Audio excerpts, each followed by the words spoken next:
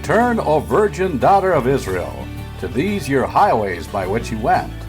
Welcome to Reunion Roadmap, a place to discover the people and communities along the highway of restoration for Israel's House of Joseph. Reunion Roadmap is a B'nai Yosef North America production. Be our guest for the next hour as we meet the people of the emerging House of Joseph here in North America. Hello, this is Safani Pappas with B'nai Yosef North America, and with me is Al McCarn, our Executive Director.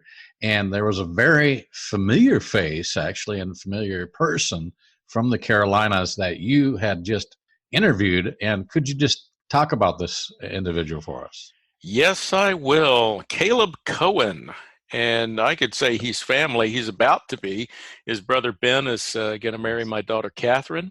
And as you'll hear, he grew up in Pennsylvania and then in Andrews, South Carolina. He and his wife Megan now live in Kingsport, Tennessee. The reason we're interviewing Caleb, as you will hear, is he's got a testimony that, of course, it's unique to him. It is dramatic in its own way. It's kind of unusual. And most people, when they come to a relationship with our Heavenly Father, and they come in through relationship with Messiah Yeshua, Christ Jesus, as our church brethren have known him, there is a falling away period. There's a continuous testing, actually, of our walk. Caleb is going to share with us how that manifested in his life in college, and then afterwards as he was entering the workforce. Where this appeals to me, Tefania, and is Caleb is one of those really thoughtful, intellectual kind of guys, and we connect on that way. He looks at concepts, he evaluates ideas. You will hear that as we get his story over these next two shows. And then we're going to hear some more from our elders. We are, as we are recording, in the 5th month of the Hebrew calendar, the month of Av, and the saddest day on the calendar in the Jewish year is the 9th of Av. So Barry and David are going to talk about that, and they're going to talk about how it impacts the entire body. You might be surprised at their observations, and as we get to the other half of the program, Stefania and I will tie it all together because, oddly enough, or not, there are links here. Isn't that right, Stefania? Yes. Oh, yeah. So why don't we go on up to Kingsport, Tennessee. It's right there in that corner where Tennessee, North Carolina, and Virginia come together. Let us meet Caleb Cohen.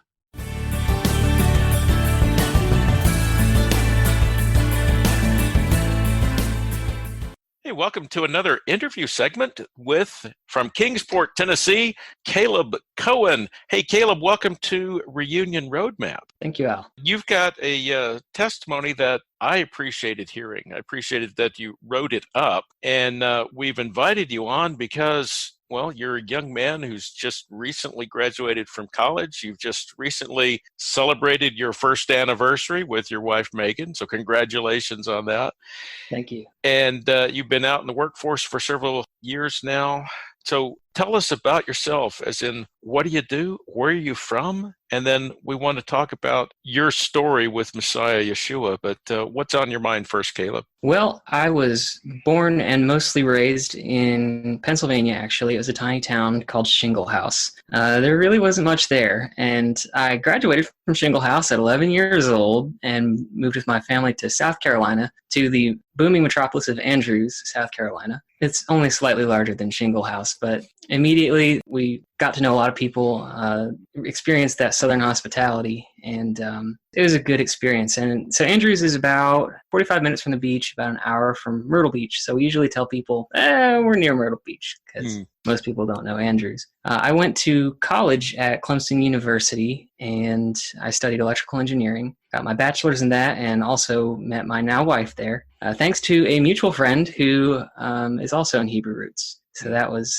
that's, I guess, another story for another time, but it was an amazing experience. After college, I really didn't know what I was getting myself into, but I had just gone to the career fair, and there was a company there called Eastman, and I knew some people that had worked there, and they were good people, and they had only good things to say. So I interviewed, and soon enough, I was on my way to Kingsport. It was a strange land. I really didn't know anyone, didn't know anything, but thankfully God provided, and there were a number of congregations in the area, but one that was closest and resonated the most was the Vineyard, which is where I currently attend and spend a lot of time when I'm not working at Eastman. And what exactly do you do with Eastman? I still work in an engineering capacity, although it's slightly different. I started in plant engineering. Eastman's a big chemical company, and obviously they have a lot of equipment and machines that they need to keep running. So I did that for a couple of years as a plant engineer, and I'm now working as a safety systems design engineer. It's mostly what it sounds like. We got a lot of hazardous materials and processes at Eastman, so we work to make sure that things don't go wrong. Now, some folks might wonder, as I do, how does your electrical engineering background come into play in this particular job? So a lot of what we do, my group, is focused on the chemical processes. So we have chemical engineers that identify a lot of hazards and how to address them. A lot of what the electrical engineers do is identify instrumentation needed to complete the designs and look at a lot of the reliability of the instrumentation and how it communicates with our control systems, and ultimately put a lot of that documentation and drawings together for it. All right. Do you like your job? I do. It's a great place to work, and the coworkers really make it amazing. That's good to hear, because so many people, when they're entering into a new job like that, it's not as fun and fulfilling as what it sounds like yours is. Well, let's shift gears a little bit. Now, our audience needs to know a little bit of our backstory here. Your brother is about to become my son-in-law. Yes, and he's very excited about that. Yeah, we're excited about that too. So it is true. Ben Cohen will be marrying my daughter Catherine in a couple of months from where we are now recording this. And it's your brother who shared with me your story, and then you were good enough to fill in some more details. So let's talk about that. Let's start first with, how did you come into a relationship with our Messiah? So my story may be different from many, but also similar to some that I've met along the way. I've been raised in a Christian home my entire life. And specifically, my family started out in just non-denominational Christianity. So my first encounter with Messiah was when I was very young. I can't remember what age, maybe 4 or 5. And we were in the car on the way to school or church or something like that. And I asked my mom about salvation and what it meant. And she explained, and I said, well, that sounds good. I'd like to accept Jesus. I'd like to pray right now. And so I did. So in that sense, growing up, I just always accepted that he was my Messiah and that he was the way, and it was just my identity. It was my life. As I grew up and my family progressed, we left the church we were going to, not because of any conflict with the people, but my parents just realized that there were so many things that they didn't understand and that seemed to contradict what they were reading in the Bible, that there was little point going every week just to hear something you didn't agree with. So we, following that, had a long church hopping experience, you could say.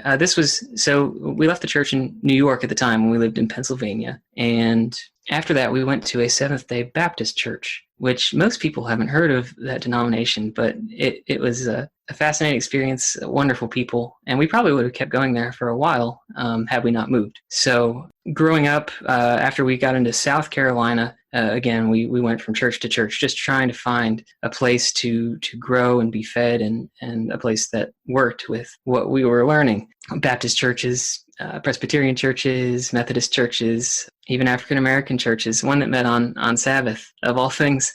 And each one was good. In fact, the one that met on Sabbath, we only stopped attending because it was such a long drive and it was hard to maintain. But overall, growing up, my relationship with Yeshua, Messiah, it didn't really change at its core. We made a lot of changes. We went from doing Easter and Christmas and even Halloween. We were just like so many that did Halloween too.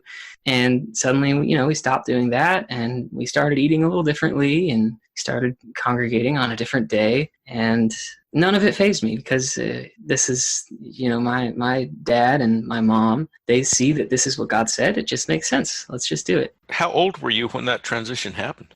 My memory's a little foggy, but I'd say 6 or 7. So I'd experienced a lot of the typical Christian things a good bit, but I don't remember, and maybe my parents would say differently, but I don't remember ever having any remorse or ill feelings about all the changes. It was just what we did. It was just the right thing to do. That being said, you asked about my relationship with the Messiah, and all growing up overall, it was good. High school was dramatic, just because of relationships. It was never a question of biblical truth or the goodness of God. It was always just friend drama, which seems inevitable in adolescence. But actually in those times, I turned to God a lot in my prayers and my journals and my studies, because he was the constant in all of the seas of change. So up until college, I never really had any questions, any doubt. And what kind of high school did you attend? That's a good question. And I'll answer another one before I get to that. I was raised in private Christian schools up through 8th grade. So high school was actually public school. That in and of itself, some may wonder about that. But again, in my experience, God had just always been there, and the Bible and belief had always been true and good. So instead of going to high school and hanging around the wrong people or relaxing things, I was the kid who didn't go out partying and really just focused on work, and I had friends too. But I saw it more as, I guess, a challenge in a good way of, I'm not going to let this faze me. And it was a good experience. I loved high school. So you're what we might call a good, solid Christian kid, or at least, you're churched, as we might say. And I suppose also growing up in the South, which there's still remnants of the Bible Belt here, that might have helped also. So it wasn't a strange thing to be religious, so to speak. That part, not strange at all. Perhaps not in name, although what was strange to me, especially with the walk that I and my family were on, was the religious spirit in the area. We saw it time and time again, and at different churches in my peers and youth groups. It just seemed like people didn't get it.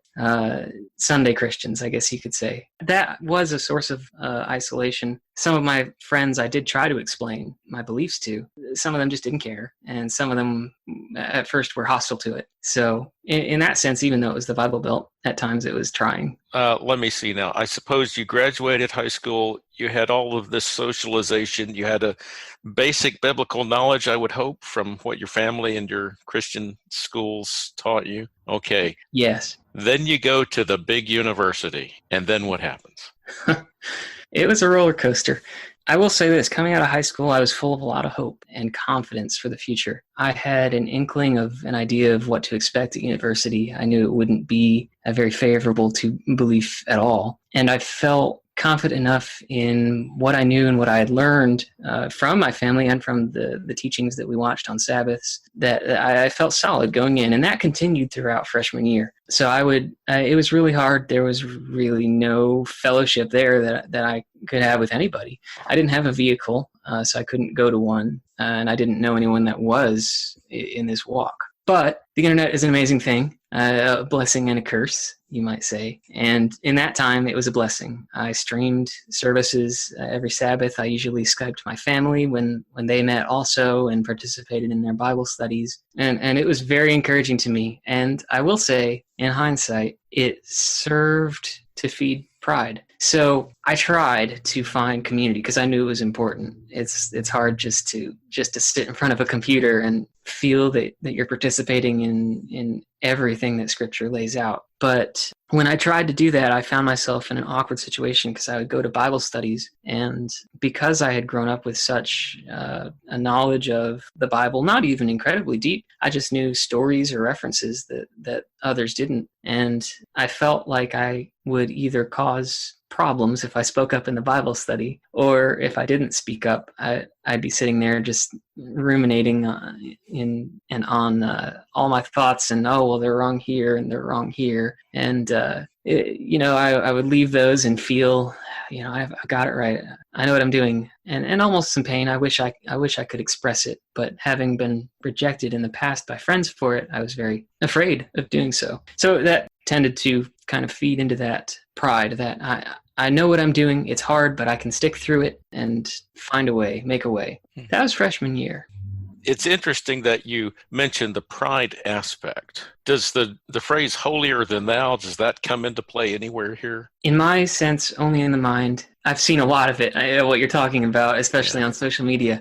I rarely ever stepped out and told anyone or confronted anybody. But yeah, in my mind, definitely, yeah. It was always a sense of, oh man, they just got it wrong. They just got it wrong. I know it. I got it right. I can think of 10 reasons why they're wrong and I'm right. So then comes sophomore year. Yeah. So then what happened? So, and again, I'm going to jump back before I go forward. Towards the end of freshman year, I was in a class that was part of a program of scholars I've been accepted into. And we studied a lot of Enlightenment thinking, Locke and Rousseau and among others. And that class didn't change my opinion on anything, my beliefs on anything, but it opened up a way of thinking that I had not really developed before then, which was this rational, logical, if this, then that thinking, which was a bit foreboding of what was to come. But going into sophomore year, things changed, and I don't know why. I can't speak to a single event or a single thought. It was a slow fade, but I found that the excitement of the scriptures and study was dwindling. I was feeling the isolation of not having a community and fellow believers to study with and be encouraged with and just be friends. And as time went on and I was advancing in the next class in this course of policy courses that I was a scholar in, more of this rational thinking was just kind of battering me around. So at that point, going into the spring of sophomore year, I was wiped out from the course load the prior semester. I had taken 20 credit hours, and suddenly I didn't have the fire that I had before. And I had lingering questions. I don't remember what they were, but doubt had ever so slightly begun to creep in. And with that came a failure to combat sin. I started sliding in a number of ways, some of them involving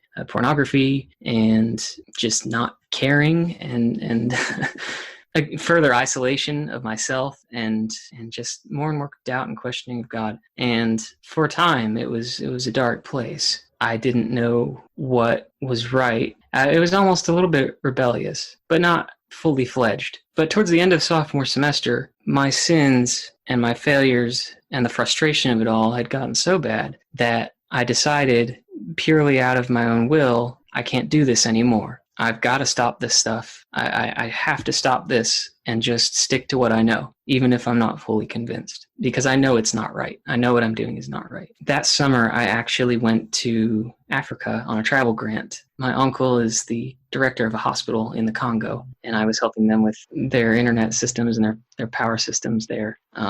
While I was there, it was a very encouraging experience because I was there with a group of students from Cedarville University. It's a great Christian university in Ohio. And the hospital is a Christian hospital. So they had regular meetings. They had one called Sunday Night Live, which was, as you can imagine, a spirited, friendly gathering of believers. And of course, church. And it was just a spiritually uplifting summer. During that time, I guess you could say I rededicated myself. I said, what I did is gone. It was wrong. And I'm sticking to my guns. I'm not just going to let go of what I've known. And so I was confident again.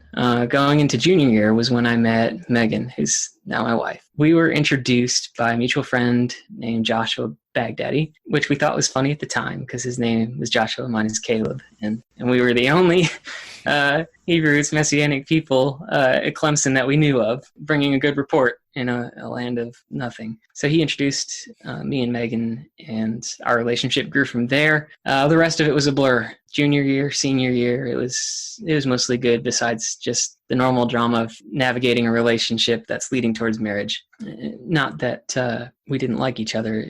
A big struggle there was, how do we approach this the right way, in a way that honors God? So that's college. There was a big dip, a big fall, basically in the middle, and then things improved. So you graduated from Clemson, and you're moving to Kingsport, entering into your job and securing your faith, right? Yes. Once again, confident, bold, the great unknown, but it's going to be okay. This time was different, though. This time was different. I'm still thinking in married terms. We weren't married yet. I moved to Kingsport and had found the Vineyard Online, which is a congregation that's been here for a few years. And I guess you could say they're more on the Hebrew roots bent of things. But they're unique as far as congregations go, probably middle groundish between Hebrew roots and Messianic Judaism, just depending on how you see both of those. I started going there immediately, and it just felt right. It felt good. It was people who knew the scriptures. They were already doing the things I was doing. It was already 10 times better than where I was in college. Interestingly enough, it was the perhaps overemphasis of spiritual things versus worldly things that opened up some problems going forward. In all the time that I spent with the Vineyard, which I still attend the Vineyard, I started to have questions about certain theological issues, specifically speaking in tongues, which is a very, very controversial subject. As I sat down and tried to research it, I started with the Bible because I figured that's probably the best place. Yep. And I couldn't find what I was looking for there. It was too ambiguous for me at that point.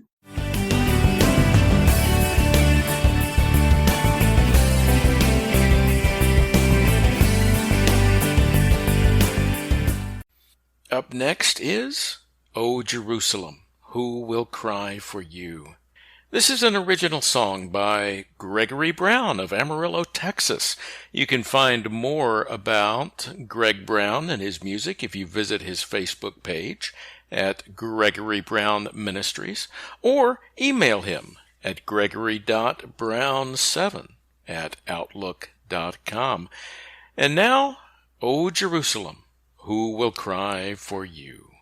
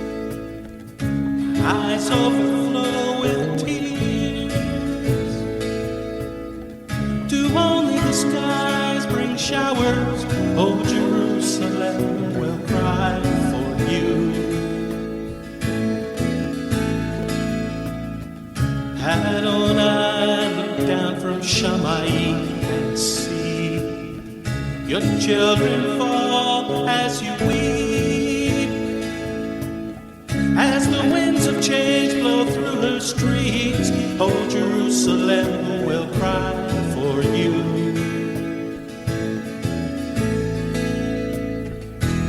Adonai, raise your mighty right hand, turn your ear and hear her cries, crying out for your judgment to fall on those dividing your land.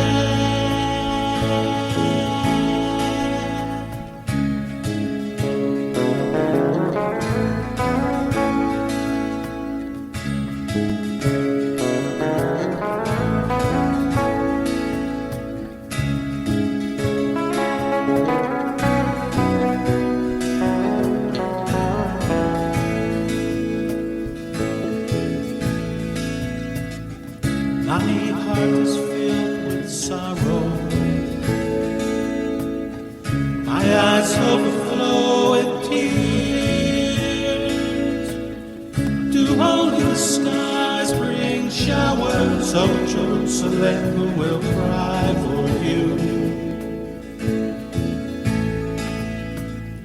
Do only the skies bring showers, so Jerusalem will cry for you. Who will cry for you? Shalom, everybody. Welcome to the mid-rush portion of Reunion Roadmap. This is David Jones. With me is fellow elder for B'nai Yosef, Barry Phillips. Shalom, Barry. Shalom, David. We got some exciting stuff to get into this. Well, you know, the word is always exciting when you get into it, but Sure. I don't want to say this is necessarily a joyful subject, but it's one that we really need to look at. There are things we find in Scripture that when we read it, we're like, oh, wow. Okay, but what does that mean for me? And we don't see the connection. We don't see there is a connect there, and not just things in past, but we're also looking things for present and prophecy, things for future as well. Mm-hmm. One of these things tie in very well with a date we've recently passed on the calendar, the 9th of Av. Now, many can say that these are just days, these are just times, these are just things, or these are just coincidences of all these things that have happened on the 9th of Av. And I'm not trying to get into everything that happened there, but just make a quick reference. This is a time where the first and second temple was destroyed on the same date. And coincidence, right? Yeah, I don't think so. I think God was trying to send a message. And so here we have these things that happen that we need to pay attention to. And I was recently reading in Zechariah, chapter 8, where it says that these fasts that we have of these times of mourning, these times of sorrow, will be turned to times of joy and rejoicing. Okay. One of these has 4 fast dates in there. One of them referenced is the 9th of Av. So what needs to happen to turn this day that is a sorrowful day that our Creator acknowledges as a date that is like that for us, but yet there's a day coming when this will be turned to times of joy? Well, we're still not like, oh, this is joyous because look at all these bad things that happen to us. It seems like there's not a connect there. But yet when we start looking at restoration, and when we say, what is our role in things to be restored? And Barry, you said something, and we're getting set up and getting ready to record, that I found extremely interesting, and it was about how we view history will greatly affect our role in the future. Well, if we're not careful, we will look at what happened to our brother Yehuda and say, well, you know, that's their history. It doesn't have anything to do with me and my history. Certainly, you and I personally have no family lineage that I'm aware of that was involved in an expulsion or a pogrom or the Shoah, the Holocaust. But if we fail to identify with that, is it not possible that you and I could become? Well, let me put it this way: is it not necessary for us to begin to identify in order for us to be rightly restored?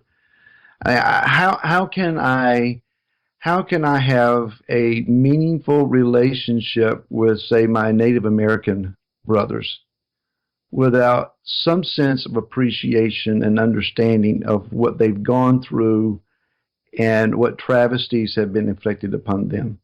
Because that's part of their history. That's part of who they are. Our brother Yehuda, well, you know, I just love the Jewish people. Well, why do you love the Jewish people? Well, they're God's chosen people. Well, why do you love them? And why does he love them? You know, what is their history? What have they been through? Who are they? Our history shapes us. You know, the way that our ancestors came to this country and whatever trials that they went through, whatever situations they had to persevere and endure through, that shapes us. That's part of our identity. And I think it's necessary in order for us to really relate to each other correctly, have a meaningful bridge built between ourselves. In order for us to properly be restored to one another, there has to be some sense of understanding who we are, where we've come from, and what our ancestors may have experienced along the way. I don't know if that makes sense or not, but I tried.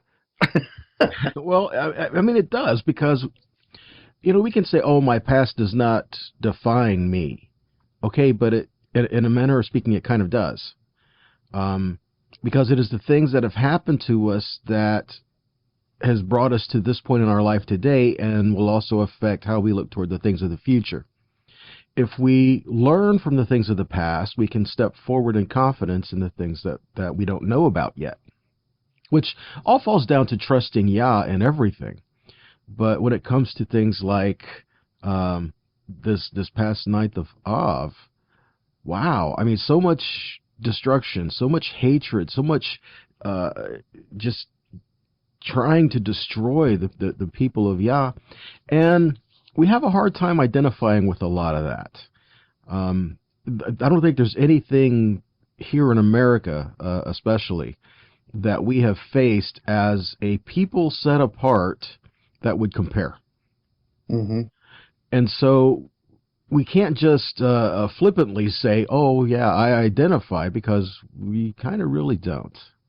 So how can we step forward saying, well, I receive, if you will, this past so that I can look to the future to see the restoration? I mean, if we talk about restoration all the time, we talk about the Father bringing us to a place of being restored and recreated, new life, and all these great things. But when we talk restoration, how do we know what we're to be restored to if we don't look at the things of the past? Mm-hmm. Mm-hmm. When you restore a car, or restore a house, restore something, you're not completely moving it completely away from what it was. You're bringing it back to a state of its, if you will, former glory. So, in regards to our brother Yehuda, as you mentioned, on the 9th of Av, both temples were destroyed. And the Chronicle of Jewish History would list a long list of tragic, very destructive things. The Spanish Inquisition, for instance, was tied to the 9th of Av. A horrible, horrible time period for our brothers, the Jews. When you read the prophetic scriptures, they talk in regards to things that would be judgments, but also restorations that would take place after the judgments.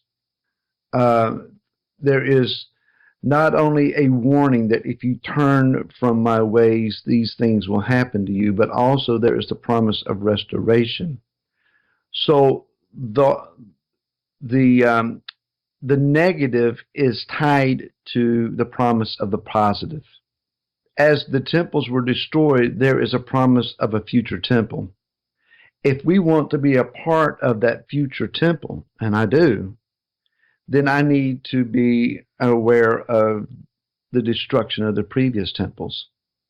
I may not know and understand all of the intricate protocols of activity in the priesthood pertaining to those two temples.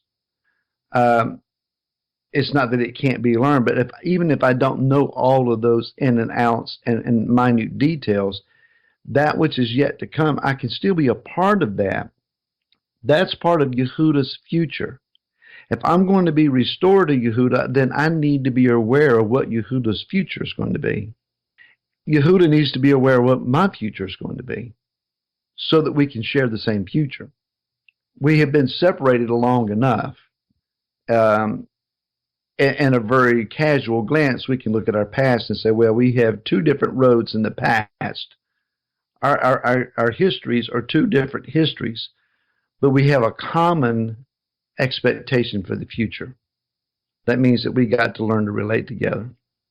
And that also means that we need to be aware of where each side has been hurt, and needs to be healed and needs to be restored.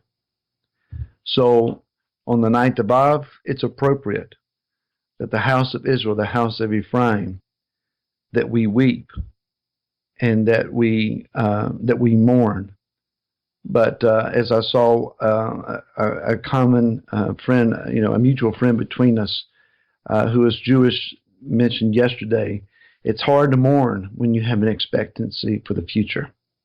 Wow, those are great words. Yeah, I mean, that's amazing. I'm going back here as we look. Zechariah again, chapter 8. It kind of all talks. It all fits in here together. But we're looking at restoration, and it says these things like, in these days, right? We're talking, these days when things are being brought back and restored. All people, towards the end of the chapter here, that all people from all nations will come to seek Yahweh Tzavaot in Yerushalayim. And he says that 10 men from the nations of every tongue will take hold of the robe of Yehudi, saying, "We're going to go with you because we've heard that Elohim is with you." Now, the thing I find very interesting about this is a lot of times when you talk about the nations, you hear them referenced as the 70 nations. But here it says 10 men from the nations.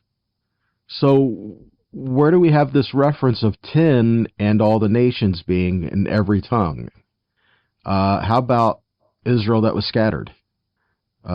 The 10 tribes that were sent into all the earth, all the world, those that were exiled, will return and grab hold of someone who is a Yehudi, someone who is a Jew, saying, "We will go with you. We've heard that Elohim is with you." Who is this Jew that we're going to grab hold of to say, "We're going to return to Israel with you"? This is us grabbing hold of Yeshua. And when we look to us being brought in with him and our relationship with Yeshua, we cannot disassociate that with Israel and the things that have happened to Israel. No. And so we have to learn some empathy, and we have to learn, in order to bring a restoration between brothers. Sometimes that's a long process where we have to learn to die to ourselves. Oh, don't say that. We got to do that. Do we have time to go into something like that? No. Die to self. Oh no. Has it come to that? Yes, well, maybe. But that is true. When we start to humble ourselves and see that these things that have happened to Israel, do we mourn for the things that happened to our brother? Scripture says, "Rejoice with those who rejoice, weep with those who weep." When something happens to our brother, it happens to us. And when we look at these things that have happened in the past to Israel, do we find that we do associate with that? Yeshua gave us a principle that when we have fed the hungry, clothed the naked, healed the sick, visited those in prison, and as much as we've done to the least of these, that we have done it unto him. The process by which we identify with others in their time of need and find a way to try to meet that need, he says, is activity that reflects my heart. That's what I do. That's my ministry. So concerning the need of our brother Yehuda, discerning what that need is, having empathy, as you say, compassion, sharing in that need, seeking to alleviate that need, in as much as we have mourned with Yehuda in the times of their travesty, we have also then done it unto Yeshua. Wow. Barry, I can't see a better way for a final thought. Honestly, we're about at that time. So good words for reflection, brother. I appreciate it. Yes, sir. So with that, guys, we love to hear your feedback, your thoughts, your concerns, your questions, things you'd like to hear on Midrashes coming up in the future. If you have anything you'd like to let us know, please let us know at reunionroadmap@b'nai-yosef.na.com. Shalom, everyone. Shalom.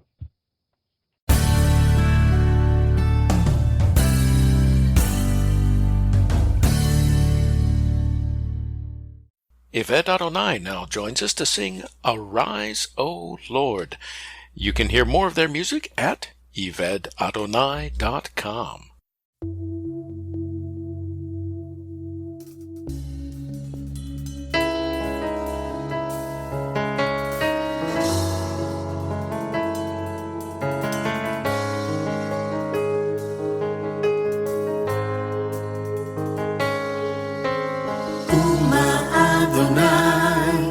הושיעני אלוהי, לאדוני הישועה, עליך ברכתך, קומה אדוני. הושיעני אלוהי, לאדוני הישועה, עליך ברכתך, קולי אל אדוני אקרא, לעמני מחר כושו, קולי אל אדוני אקרא, לעמני מחר כושו, רבי מורי מורי לנפשי, אין ישועתה לו, קולי אל אדוני אקרא, לעמני מחר כושו.